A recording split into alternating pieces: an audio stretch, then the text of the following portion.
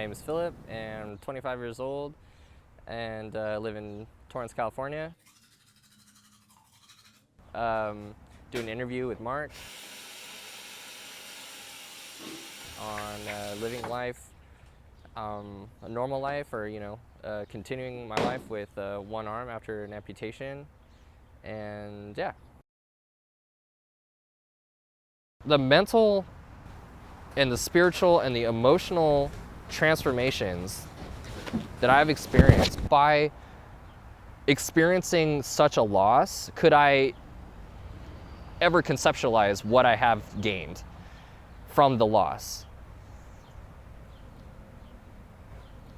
So the funny thing is actually, after my amputation, they essentially gave me a boob on my shoulder. And so it turns out that sports bras are actually pretty comfortable. Ladies actually totally have that right, and guys are missing out on a lot, actually. Just the humility, honestly, just, the patience that you need to work through things with one hand. The patience that you have to develop, that took me a while to develop. I mean, there was a time when you were even less patient than before, where you were not appreciative. You need time to go on, but the reality is that without the accident, I would not have developed that patience. I would not have developed appreciation for life and the subtleties of life, how significant the subtleties of life are.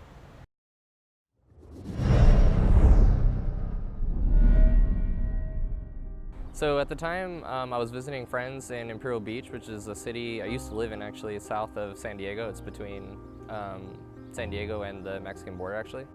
Rode my bike down over a weekend, and on my way through an intersection on the way to the freeway, I was, obeying the speed limits and everything. Even though I had a sport bike, I was obeying the speed limits, and an F-150 ran a red light into me.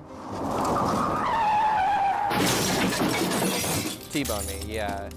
So I angled the bike into the truck, and we collided, and I flew off. When I came down on my neck, and I instantly felt a ripping or a tearing out of the spine. Since it's right here next to the ear, I even heard it, and my arm instantly was numb, warm. It felt like it was broken or something was wrong, but at the same time, I knew it wasn't broken. I knew that something more serious had occurred. So that's what happened. I laid there and I waited for the EMTs. They showed up. They put me on. They braced up my neck and everything. Took me to San Diego UCSD trauma. It was actually on the way to UCSD that the pain started setting in, and it really felt like somebody had my arm in a vise and just was twisting it in the shoulder socket and pulling it out and mutilating it. It absolutely felt mutilated, but it was just there. Finally, after a week or so in trauma testing, they determined that the likelihood is that I had this really severe nerve injury and that I most likely would not use my arm. That was the first time I had been told I wouldn't use my arm ever again. And it was actually at that time, they even asked me at that time if I wanted to amputate the arm. And I was just, I had never experienced my breath being taken so heavily at that point. Again, 17 years old, fresh out of the accident, asking me if I want to amputate my arm, that might be the best case scenario. Definitely speechless. So what do you do? I mean, there's no way that I'm going to amputate this arm. There's no way I'm going to amputate this arm because, first of all, it would look weird. That's just the normal, I think, weird, way of thinking about it is honestly, I would feel weird. I would be asymmetrical. People would look at me weird. So once the severity of the injury became clear to us, it became clear that the main thing that we should be going for is stopping the deterioration of the muscles. I believe there were 5 major surgeries throughout the whole thing. What ended up happening was after the first 2, the issue was the shoulder. The shoulder remained unaddressed. The next couple surgeries were okay, we need to do something about this shoulder. We need to strengthen it somehow.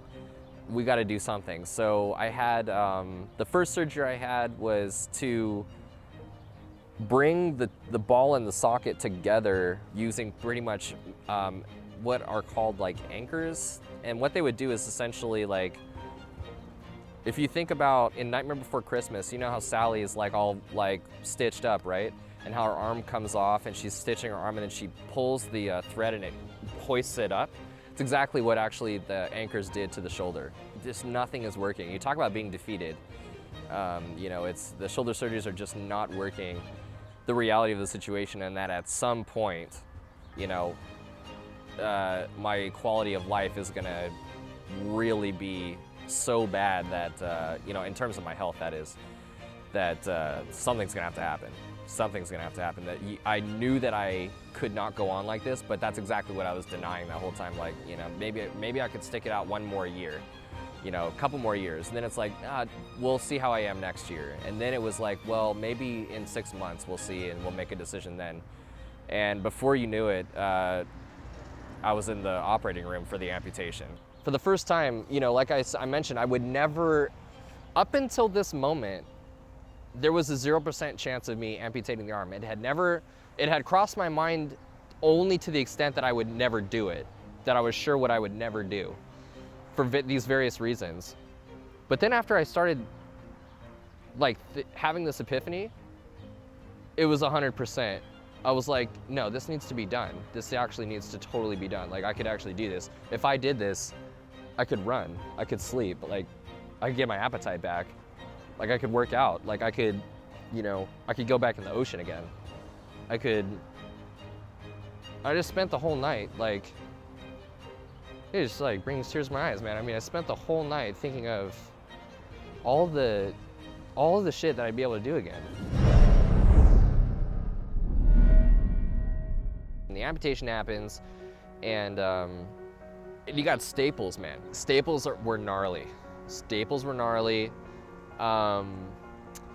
But surprisingly not uncomfortable to get them out. They had this thing that actually would clamp on them and they would like open them up and then they would just kind of pluck them out. I was like, nice. I was like, that, because I've taken pages apart that have been stapled. I'm like, that's gonna suck if that's my skin, you know, or something. Like, dude, luckily they thought of that like probably 100 years ago or something and they got this method, you know, but yeah.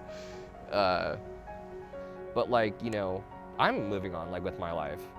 Like I'm here as well. Like it's creepy, like I'm here, but there's also like, I'm here, like I made it. It's very interesting.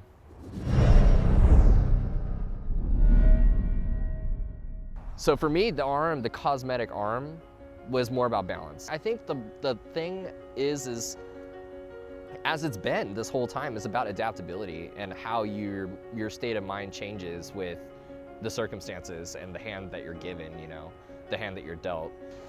All of a sudden, if you change your mentality to that and not what you can't do or don't have anymore, but more of like what's possible, I think that's what it's really about.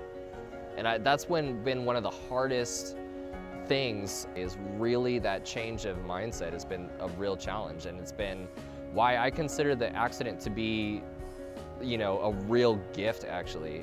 This accident, I often say, without hesitation, is one of the best things, if not the best thing, to happen to me in my whole life.